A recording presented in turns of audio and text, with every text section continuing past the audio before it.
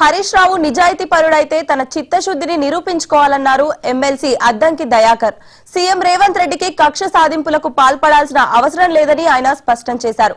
Phone tapping లో హరీష్ రావు దోషి అని తేలితే శిక్ష పడడం ఖాయమన్నారు.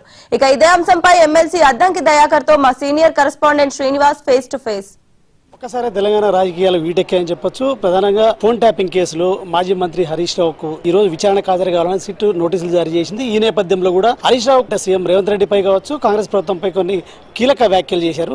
సో దీనిపై మనతో మాట్లాడడానికి ఎమ్మెల్సీ అద్దంకి దయాకర్ ఉన్నారు. అని చెప్పండి, హరీష్ రావు ఫోన్ ట్యాపింగ్ విషయంలో విచారణకు పిలిస్తే ప్రభుత్వంపై అబండాలు వేస్తున్నాడు, సీఎం రేవంత్ రెడ్డిపై అబండాలు వేస్తున్నాడు. ప్రధానంగా అన్ని అవినీతిని బయటకు తీసినందుకే నన్ను టార్గెట్ చేసి పిలుస్తున్నారు అని చెప్పేసి కామెంట్ చేస్తున్నాడు. ఇప్పుడు తప్పు చేసినందుకేనా పిలిచేది, ఉత్తగానే శుద్ధపూస లేకుండా పిలిచిండ్రా? తప్పు చేసుడు నీవంతే, మళ్ళీ దానికి దబాయించుడు నీవంతే. తప్పు చేసేటప్పుడు కదా ఇంగితం ఉండాల్సిన అవసరం ఉంది. తప్పు చేయకపోతే బాధపడకు, నీకేం సమస్య రాదు. తప్పు చేస్తే డెఫినెట్గా దానికి సంబంధించి చట్టపరమైన చర్యలు చట్టం తీసుకుంటుంది. కాంగ్రెస్ పార్టీనో కాంగ్రెస్ ప్రభుత్వం ముఖ్యమంత్రి గారు కాదు కదా, చట్టం ముందు ఎవరైనా సమానమే కదా. ఇప్పుడు మేము అధికారంలో ఉన్నామని చెప్పేసి తప్పు చేస్తే ప్రభుత్వం ఊరుకుంటుందా? అలాంటి పరిస్థితి తెచ్చుకున్నది మీరు చేసిన తప్పులకు ఈరోజు శిక్ష అనుభవిస్తున్నారు అనేది నా అభిప్రాయం. కోల్ మైన్ లో కుంభకోణాన్ని బయట పెట్టినందుకే, అంటే రేవంత్ రెడ్డి బామ్మర్దికి సంబంధించిన కుంభకోణం కావచ్చు, రేవంత్ రెడ్డి ప్రమేయంపై ఆధారాలతో బయట పెట్టినందుకే నాపై ఫోన్ ట్యాపింగ్ కేసు మీద నైట్ నోటీసులు ఇచ్చారని చెప్పేసి అసలు బయట పెట్టింది ఏంది? ఆయనకు భయపడాల్సింది ఏమున్నది? ఆయనకు భయపడి అరెస్ట్ చేయాల్సిన అవసరం ఏముంటది? లేకపోతే విచారణ కోసం ప్రొవోక్ చేయాల్సిన అవసరం ఏమున్నది? తప్పు జరిగితే కదా ఆడ అన్ని బాజాప్తా బట్టి గారు కానీ మా కేబినెట్ కానీ చెప్తారు. లేని అంశాలను మీరు తెర మీదకి తీసుకొచ్చి అదేదో పెద్ద జరిగిందని చెప్పి ఏదో భ్రమను సృష్టించే ప్రయత్నం చేస్తే ఎవడు పట్టించుకోడు మిమ్మల్ని అనే విషయాన్ని గుర్తుపెట్టుకోరు.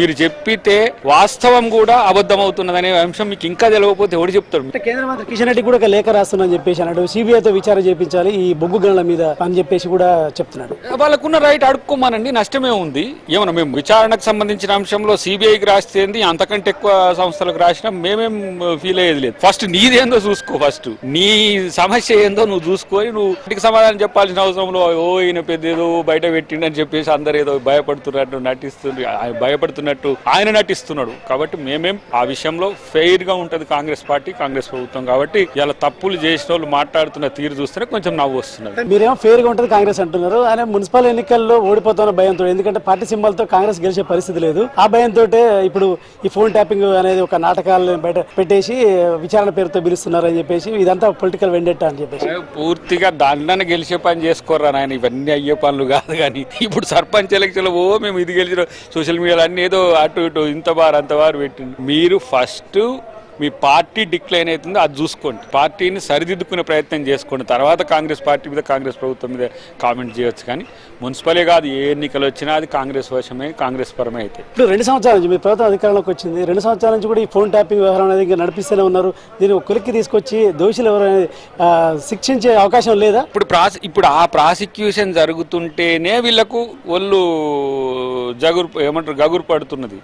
నేనేమంటున్నా అంటే ఏ క్రిమినల్ కేసు కానీ సివిల్ కేసు కానీ 1.5 years to 2 years తీసుకుంటుంది. 2 years దగ్గరకు వస్తున్నది కాబట్టి విచారణ ముగింపు దశకు వస్తున్నప్పుడు లాస్ట్ టైల్ ఎండ్ లో వీళ్ళందరూ వస్తారు. ఎవరైతే యజమానులు ఉంటారో, చేయమన్నోళ్ళు ఉంటారో అట్లాంటివన్నీ కూడా చివర్లు వస్తుంటాయి. కాబట్టి వీళ్ళ పేర్లు బయటపడుతుంటే భయపడుతున్నారు. కాబట్టి అంతకు మిక్కిలి ఏం లేదు. ఫోన్ ట్యాపింగ్ కేసులో హరీష్ రావు ప్రమేయం ఉంటే ఆయనపై చర్యలు తీసుకుంటారా మీ ప్రభుత్వం? డెఫినెట్ గా ఎవరి మీదనైనా ఎవరైనా సరే ఎవరిని కూడా ఉపేక్షించాల్సిన అవసరం ఉండదు. ఆ విషయంలో ప్రభుత్వం కానీ ముఖ్యమంత్రి గారు కానీ స్పష్టంగా ఉన్నారు. దావోస్ పర్యటన గతంలో కూడా రేవంత్ రెడ్డి విదేశీ పర్యటన చేయించే క్రమంలో ఇలాంటి అడావిడి చేసి అంటే విచారణ పేరుతో పిలిపించిన సందర్భాలు ఉన్నాయి. సేమ్ ఇది కూడా ఆ విధంగానే చేస్తున్నాడు.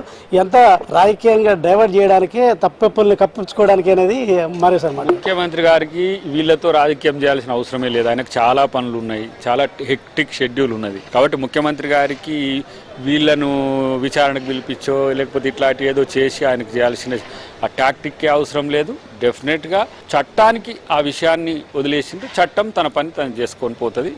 సందర్భం వచ్చినప్పుడు వారు స్పందిస్తారు తప్పితే అసలు వీటి విషయాలు పట్టించుకోవాల్సిన అవసరం కూడా లేదు. సీఎం రేవంత్ రెడ్డికి ఈ విషయాలు పట్టించుకోవాల్సిన అంత అవసరం లేదు. ఆయన పనులు ఆయన బిజీగా ఉన్నాడు. రాష్ట్రంలో నడిపించడంలో పాటు రాష్ట్రాన్ని అభివృద్ధి పదాలను నడిపించే విషయంలో కూడా ఆయన బిజీగా ఉన్నారు. కాబట్టి ఖచ్చితంగా ఫోన్ ట్యాపింగ్ విషయంలో ఒకవేళ హరీష్ రావు దోషం తేలితే మాత్రం శిక్ష తప్పదు, చట్టం తన పని తాను చేసుకోబోతుందంటూ కూడా ఎమ్మెల్సీ అద్దంకి దయాకర్ చెప్తున్నారు. కెమెరా పర్సన్ ఆనంద్తో శ్రీనివాస్, మహా టీవీ, హైదరాబాద్.